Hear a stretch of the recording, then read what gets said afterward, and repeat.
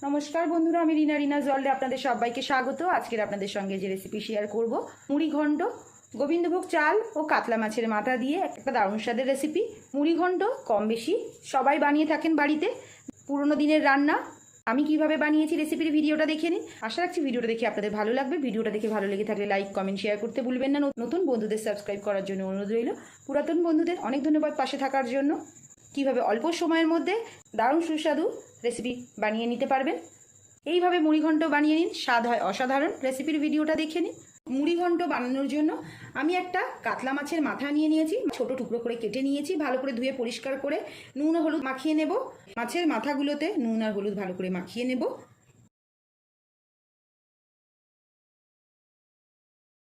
এবার একটা কড়াইতে 3 টেবিল স্পুন সর্ষের তেল ভালো করে গরম করে নিয়েছি।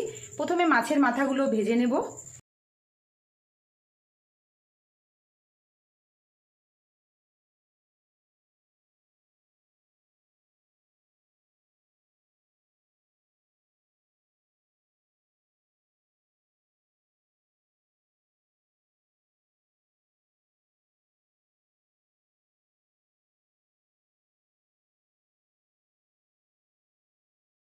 মাছের মাথাগুলো ভেজে নেওয়ার পর ওই তেলের মধ্যে দিয়ে দেব গোটা গরম মশলা, দিয়ে দেব 2টো ছোট এলাচ, 2টো লবঙ্গ, একটা ছোট দারচিনি স্টিক, আর দিয়ে দেবো একটা তেজপাতা, আর দিয়ে দেবো হাফ টিস্পুন গোটা জিরে।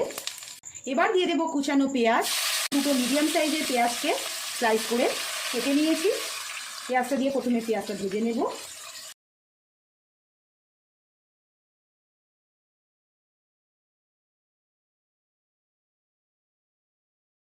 পেঁয়াজটা ভেজে নেওয়ার পর দিয়ে দেবো 2টো মিডিয়াম সাইজের টমেটো 4 ভাগ করে, দিয়ে দেবো নুন স্বাদ অনুসারে, দিয়ে দেবো এই সময় নুন টমেটো আর পেঁয়াজটা নরম হওয়ার জন্য। আবার ভালো করে নেড়ে ছেড়ে নেব।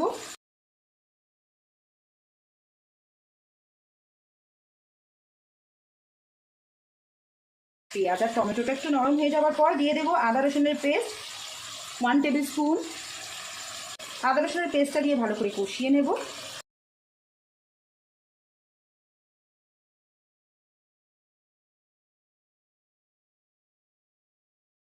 আদা রসুনের পেস্টটা দিয়ে ভালো করে কষিয়ে নেওয়ার পর দিয়ে দেবো হাফ টিস্পুন হলুদ, দিয়ে দেবো 1 টিস্পুন জিরে গুঁড়ো, দিয়ে দেবো 1 টিস্পুন ধনে গুঁড়ো, দিয়ে দেবো কাশ্মীরি লঙ্কা গুঁড়ো হাফ টিস্পুন কালারের জন্য, হাফ টিস্পুন দিয়ে দেবো গরম মশলা গুঁড়ো। সব কিছু আবারও ভালো করে নেড়ে ছেড়ে নেব। ড্রাই স্পাইসেস বা গুঁড়ো মশলা দিয়ে ভালো করে নেড়ে ছেড়ে নেব।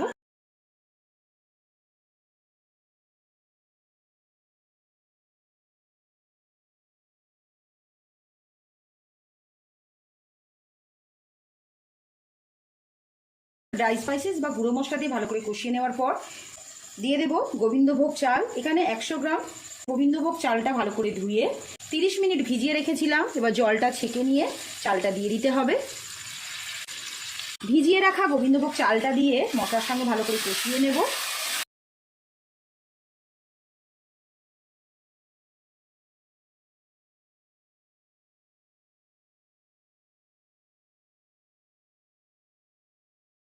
চালটা দিয়ে ভালো করে কষিয়ে নেওয়ার পর দিয়ে দেবো 1 মুঠো কিশমিশ, দিয়ে দেবো 4টে কাঁচা লঙ্কা, দিয়ে আবার ভালো করে নেড়ে ছেড়ে নেব।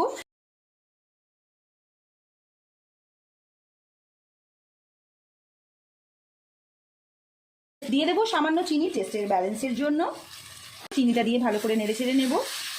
মশলার সঙ্গে ভালো করে মিশিয়ে নেব। চিনিটা দিয়ে ভালো করে নেড়ে ছেড়ে নেওয়ার পর দিয়ে দেবো ভেজে রাখা মাছের মাথাগুলো। মশলার সঙ্গে মাছের মাথাটা ভালো করে কষিয়ে নেব।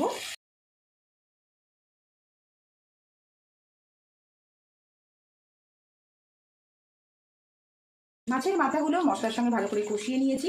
এবার দিয়ে দেবো 1 কাপের মতো জল,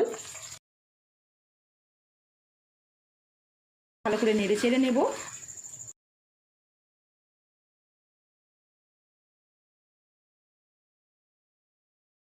জলটা দিয়ে ভালো করে নেড়ে ছেড়ে নেওয়ার পর এবার গ্যাসের ফ্লেমটা লো টু মিডিয়ামে রেখে একটা ঢাকা দিয়ে রাখবো।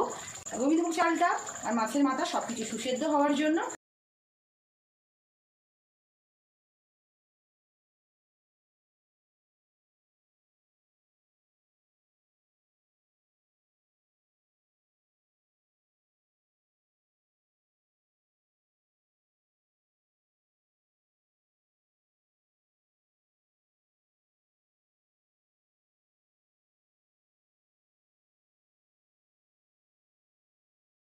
5 মিনিট মিডিয়াম ফ্লেমে ঢেকে রাখার পর গোবিন্দভোগ চালটা অনেকটা সেদ্ধ হয়ে গেছে, মাছের মাথাগুলো নরম হয়ে গেছে।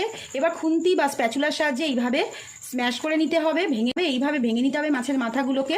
স্প্যাচুলা বা খুন্তির সাহায্যে সবকিছু ভালোভাবে মিশিয়ে নিতে হবে। মুড়ি ঘন্ট রেডি হয়ে গেছে। এবার নামানোর আগে সামান্য ঘি দিয়ে নামিয়ে সার্ভ করতে পারেন এই দারুণ সুস্বাদু মুড়ি ঘন্ট। গোবিন্দভোগ চাল আর কাতলা মাছের এই দারুণ স্বাদের রেসিপি রেডি হয়ে যাবে সার্ভ করার জন্য।